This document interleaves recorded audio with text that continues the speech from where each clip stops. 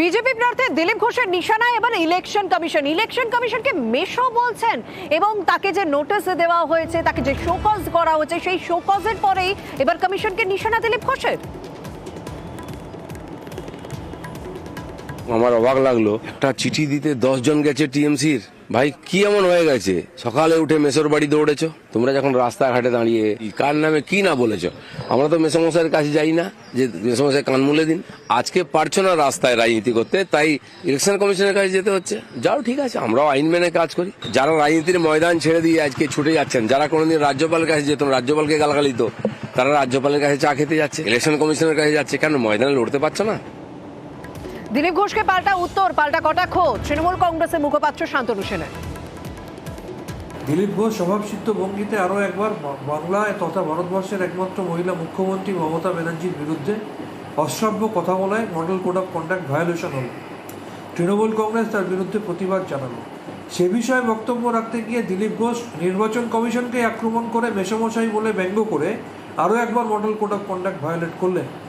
আমি মনে করি নির্বাচন কমিশনের দৃষ্টি আকর্ষণ করতে চাইছি এবং পরপর দুবার এইভাবে model code of conduct violate করার জন্যে দিলীপ ঘোষকে শুধু শোকজ নয়, নির্বাচন কমিশনের এমন পদক্ষেপ নেওয়া উচিত যাতে দিলীপ ঘোষ এই নির্বাচনে প্রার্থী হতে না পারে। আর এবারেও দিলীপ ঘোষের পাশে দাঁড়ালেন বিজেপি রাজ্য সভাপতি, বিজেপি প্রার্থী সুকান্ত মজুমদার। তিনি বলছেন যে এটা খুব হালকা ছলে বলা কথা, এটাকে অত সিরিয়াস ধরার কোনো কারণ নেই। মুখে বলা কথা, এটা অত সিরিয়াসলি নেওয়ার কিছু আছে বলে আমার মনে হয়। যে বিতর্কটা ঘটেছিল সেই বিতর্ক তো অলরেডি দিলীপদা ক্ষমা চেয়ে নেওয়ার পর আমার মনে হয় ছেড়ে গেছে, কিন্তু এটাকে ফালতু একটা ঘটনা তৈরি করার চেষ্টা হচ্ছে। আর কারণ হচ্ছে তৃণমূলের কাছে কোনো ইস্যু নেই। যে নির্বাচন কমিশনকে তৃণমূল কংগ্রেস, বিজেপির লোক, বিজেপির দালাল এই সমস্ত শব্দ ব্যবহার করেছিল, সেই নির্বাচন কমিশনের কাছে তৃণমূল কংগ্রেস কেন যাচ্ছে, এটা তো সবারই তো মনে সন্দেহের উদ্রেক হবে। শোকজের পরেও কিন্তু বিতর্ক থামছে না, কারণ দিলীপ ঘোষ সেই দিলীপ ঘোষেই আছে। শুনুন, এটা রুটিন প্রোগ্রাম, যথারীতি আমার লয়াররা দেখছেন, চিঠি রেডি, আমরা পাঠিয়ে দেবো। আইনের কথা আইনভাবে হবে। আমার পার্টি আমাকে বলেছে যে রাজনীতি হোক সাইলেন্টতার মধ্যে, আমিও পার্টিকে আমার বক্তব্য জানাবো। তবে দিলীপ ঘোষের বিরুদ্ধে কিন্তু ফের অভিযোগ দায়ের হলো দুর্গাপুরে মহিলারা তারা থানায় অভিযোগ দায়ের করেছেন, কারণ মুখ্যমন্ত্রী মমতা বন্দ্যোপাধ্যায়কে নিয়ে যে মন্তব্য করেছেন তিনি, সেই বিতর্ক এবার গিয়ে পৌঁছলো দুর্গাপুর থানায়। সেখানে অভিযোগ দায়ের হলো। আমাদের সঙ্গে রয়েছেন প্রতিনিধি অর্পণ।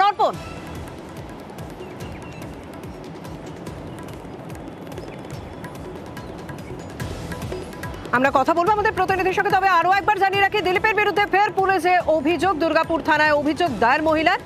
মমতার বিরুদ্ধে দিলীপের মন্তব্যে বিতর্ক, দিলীপের মন্তব্যে পুলিশে অভিযোগ দায়ের হলো।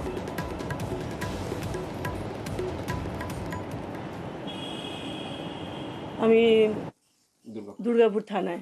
কি অভিযোগ করেছেন? দিলীপ ঘোষ মহাশয় একটা বাজে, আমাদের প্রধানমন্ত্রী, পশ্চিমবঙ্গের মুখ্যমন্ত্রী মমতা ব্যানার্জি, ওনার সম্বন্ধে একটা বাজে অশ্লীল কটুকথা ইউজ করেছেন, সেটার বিরুদ্ধে। না, আমি কোনো রাজনীতির দল করি না। তাহলে কেন এইভাবে অভিযোগ করলেন? আমি একজন নারী হিসেবে, দিদিকে এইভাবে অপমান করা হচ্ছে সেই হিসেবে আমি করেছি। আমিও তো একটা নারী, দিদিও একজন মেয়ে, আমিও একজন মেয়ে। আমি সাধারণ মেয়ে হিসেবে দিদি এরকম করেছে, আমি চাইছি ওনার ব্যবস্থা নেওয়া হোক, ওনাকে কিছু করা হোক, ওনার বিরুদ্ধে স্টেপ নেওয়া হোক। এই কথা বন্ধ।